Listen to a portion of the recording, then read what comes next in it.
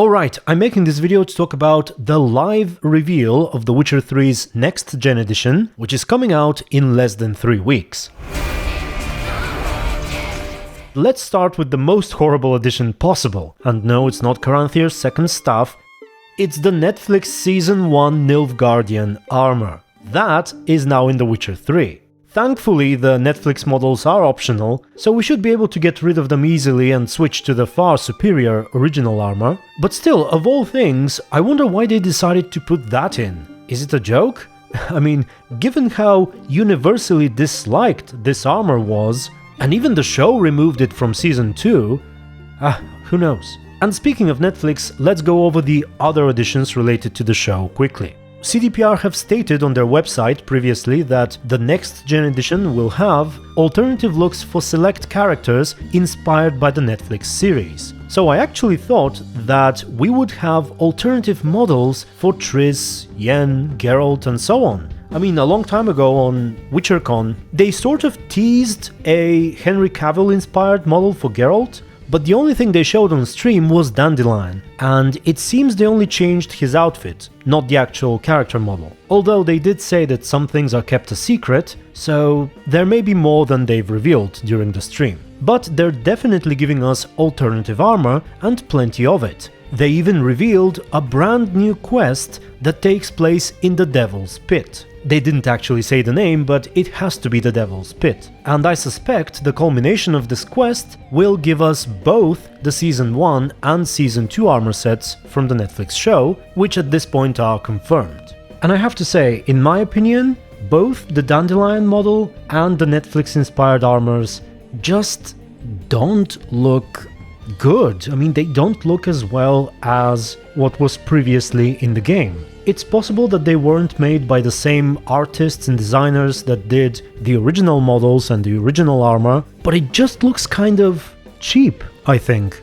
Now, what I thought is more curious is that they even showed Geralt wearing armor that's not currently in the game, and I'm pretty sure is not in the show either. So I wonder how we get our hands on that. Oh, and now that I mentioned the Devil's Pit, if you want to know more about the place, because it is a bit of a mystery, you can check this video.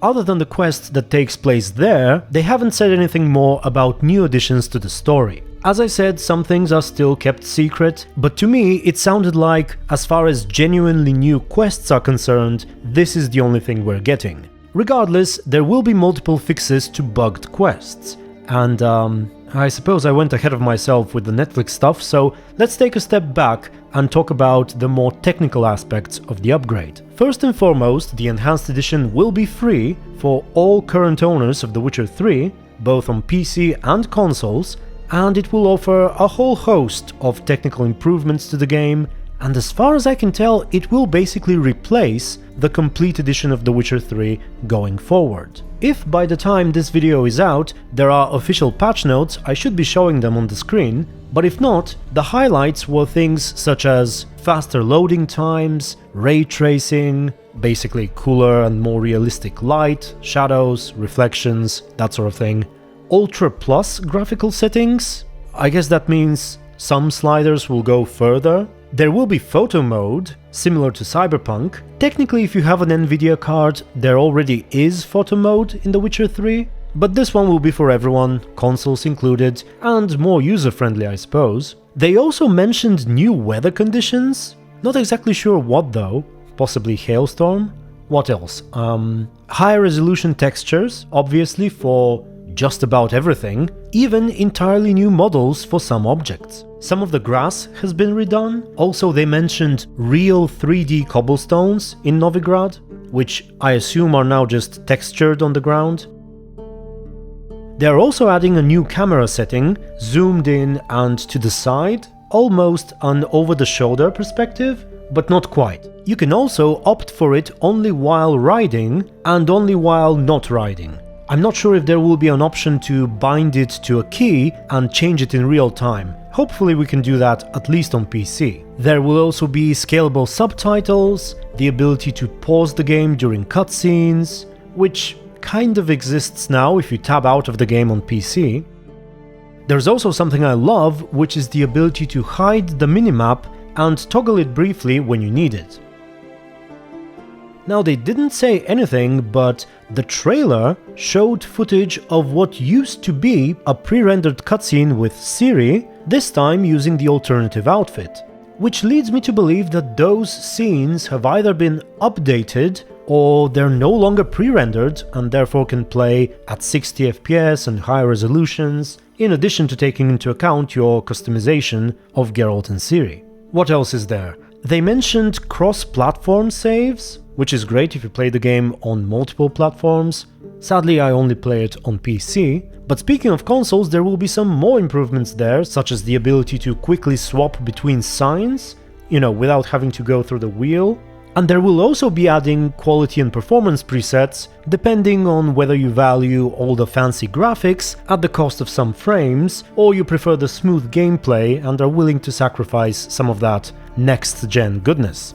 Last but not least, they will be fixing a whole bunch of minor and major quest-related bugs. They specifically mentioned the hunt for the wolf skull armor, as well as the blacksmithing Caer Trolda, who often refuses to talk to you. Also, all these fixes should be retroactive, if that's the proper term. Basically, if you've already gone through something bugged in your save, the next generation upgrade should be able to fix it for you without having to start anew. Now, another thing they said on a previous stream is that they're fixing the VVN secret, which, as you know, is currently not in top condition. Hail be praised! And there should be plenty of other small fixes in cutscenes and quests all over the place. Now, with that said, there are some questions yet unanswered. Possibly the biggest one when it comes to PC is, what about the mods? Will this new edition break some of the mods we have? Will the game even work? And so on. Some of you probably know that there are some mods which become a requirement for every save you make with them. Basically, once you install certain mods, you can no longer load saves during which this mod was not enabled. I have a feeling that those mods would clash with the next gen edition. Of course, I can't be sure, but just in case, if you have any such mods and you are preparing your saves for New Game Plus, for example, you should probably try and have a version of those saves with these specific mods disabled. And so that's it, I think. Some people have said that the game looks more or less the same, and it's hard to tell without actually playing it. Watching a video is not the same as experiencing it yourself with the highest quality possible without any compression. And ultimately, I never felt like The Witcher 3 needed a graphical improvement, at least not on PC, so I actually don't mind. But tell me what you think, and if you know of any more specifics, of any more secrets, for example how to get those cool armor sets, don't hesitate to share it in the comments. Die. Meanwhile, I still have more interesting details of the current edition to talk about, so I'm back to that, and until then, thank you very much for watching, thank you for your support, stay tuned, and be good. I planned to kill Zuriel quickly, painlessly. But now, I shall not deny myself the pleasure. And who might you be? Draw your sword, Geralt!